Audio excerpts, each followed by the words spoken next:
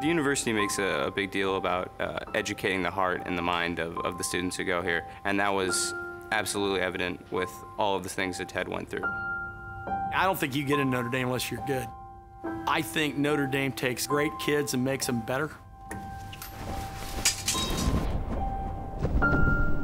Notre Dame is such a tight-knit group and everyone's so close that he knew how much people were praying for him. If you don't have faith, you're not going to believe in miracles because you can't prove them. But if you have faith, you don't need the explanation. And to me, there were so many things miraculously that had to line up perfectly for Ted to even have a chance.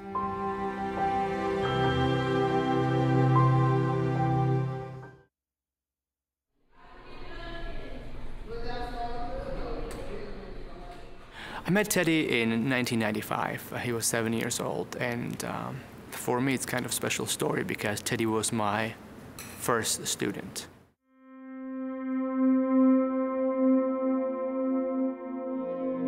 I was, 3/4 all the way through college. I did pretty well in my junior year. I was enjoying life.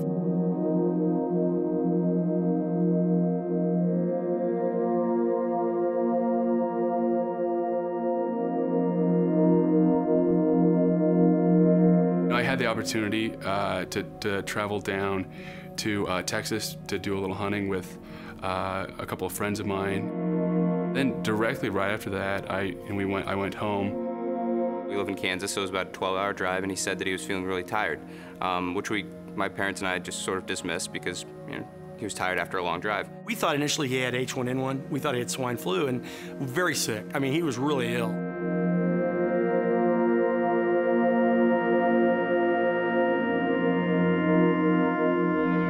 I get this phone call in the morning. Teddy's father. I hear crying because Teddy's not doing well.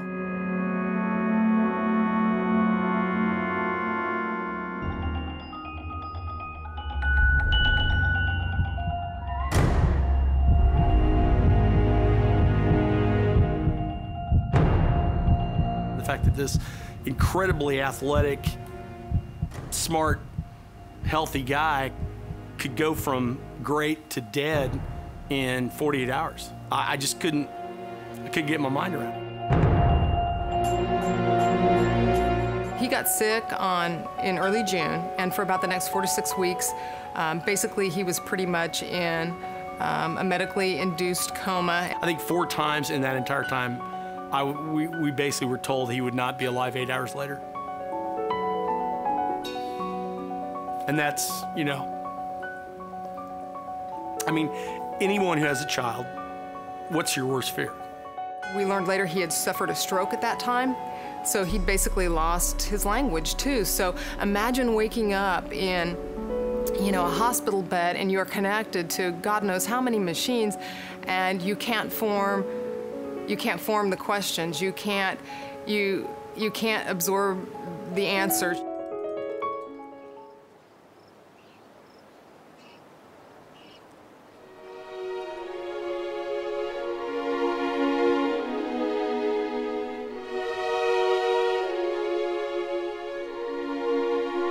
Throughout it all, we were all praying for him. I mean, I don't know a person that knew about his situation that wasn't just, praying for him desperately.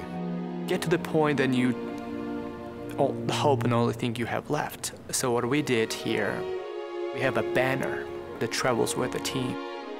I got the banner and delivered to Teddy's family and said, okay, when Teddy gets better, he has to bring this banner back.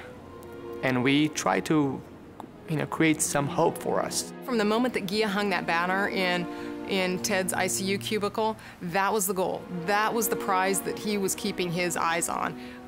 The goal was always to go back to Notre Dame. The goal was always to return to fencing, and he never wavered in that.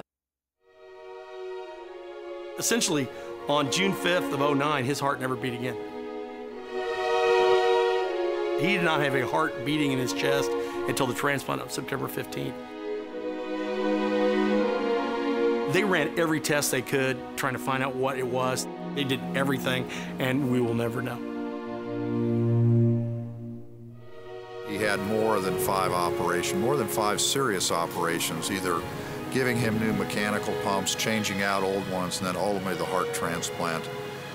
He went through an awful lot. And every day when we would come into the ICU after one of these major procedures, it was thumbs up by Ted.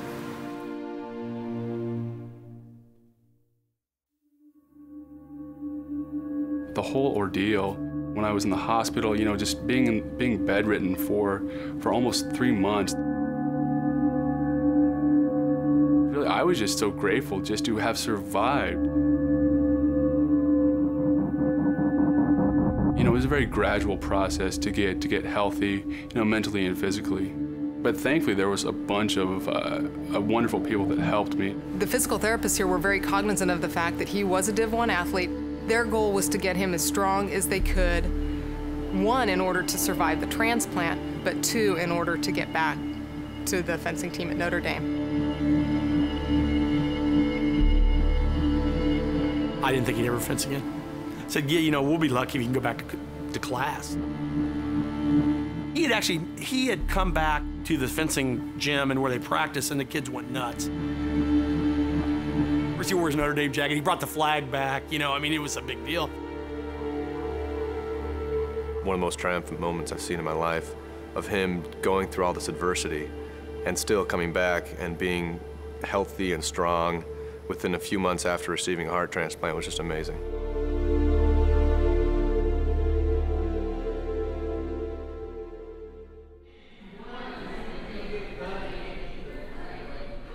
A year before, we would have been happy if he's in a wheelchair being fed through a tube or something. I mean, this was a great moment for us. I mean, the fact that he was back in school, he was fencing, I mean, this was a return to being normal, and it just floored us. Did you ever think we were going to get here, bud? Nope. That's awesome. It is awesome. Looked like the biggest wuss. I mean, I was done. I was blubbering mad. Because it was like, hey, he can be normal. He can live a normal life after a heart transplant. And this is why I love sports, okay? It doesn't mean, I mean, in the big picture, it doesn't mean a thing. You know, who's gonna remember 100 years from now one fencing bout? Nobody. Irish! They broke the huddle and Ted had a tear. At that moment, it was really, really big. Ted got behind 2-0, and we're all sitting there going, ah, that's cool. You know, the fact that he's even competing is awesome. Ted. Then he tied it up, and it's 4-all, and we're like, Go, Ted. That's it. there's no way he's gonna win this thing. The last touch is still one of the prettiest touches I've ever seen. Beat the kid 5-4, and I was a mess. Everybody was just cheering so hard, and it was incredible because at that moment we'd come full circle. I don't think it was a dry eye in a building, and there's a saying, there's no crying in baseball, but there was a lot of crying in fencing that day.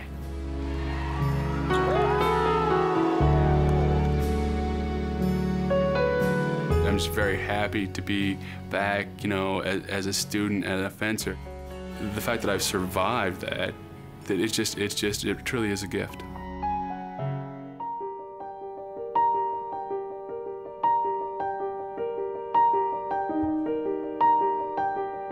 When he was admitted to Notre Dame, the big deal there was, hey, you're part of the Notre Dame family. And I was thinking, okay, fine, that's, you know, it's a good slogan, you know. I wasn't sure that was real, but from our experience, they're not just saying that.